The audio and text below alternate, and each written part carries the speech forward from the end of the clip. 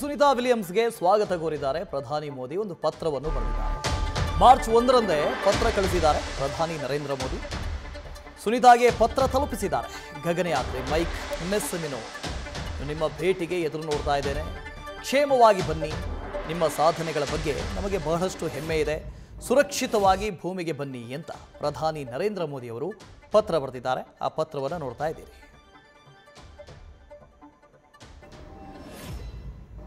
ಭಾರತದ ಜನರ ಪರವಾಗಿ ನಿಮಗೆ ಶುಭಾಶಯ ಕೋರುತ್ತೇನೆ. ಭಾರತದ 140 ಕೋಟಿ ಜನ ಯಾವಾಗಲೂ ನಿಮ್ಮ ಸಾಧನೆಗಳ ಬಗ್ಗೆ ಹೆಮ್ಮೆ ಪಡುತ್ತಾರೆ. ಇತ್ತೀಚಿನ ಬೆಳವಣಿಗೆಗಳು ಮತ್ತೊಮ್ಮೆ ನಿಮ್ಮ ಸ್ಫೂರ್ತಿದಾಯಕ ಧೈರ್ಯ ಮತ್ತು ಪರಿಶ್ರಮವನ್ನ ಪ್ರದರ್ಶಿಸಿವೆ. ನೀವು ಸಾವಿರಾರು ಮೈಲುಗಳಷ್ಟು ದೂರದಲ್ಲಿದ್ದರೂ ನಮ್ಮ ಹೃದಯಗಳಿಗೆ ಹತ್ತಿರವಾಗಿದ್ದೀರಿ. ಭಾರತದ ಜನ ನಿಮ್ಮ ಉತ್ತಮ ಆರೋಗ್ಯ ಮತ್ತು ನಿಮ್ಮ ಕಾರ್ಯಾಚರಣೆಯಲ್ಲಿ ಯಶಸ್ಸಿಗೆ ಪ್ರಾರ್ಥಿಸುತ್ತಿದ್ದಾರೆ.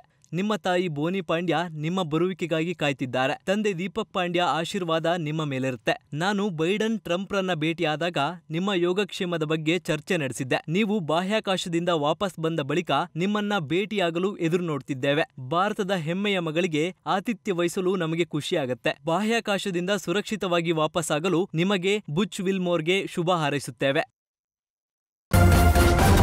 ನ್ಯೂಸ್ ಫಸ್ಟ್ ನಿರ್ಭೀತಿಯಿಂದ ನಿಮ್ಮ ಪರವಾಗಿ.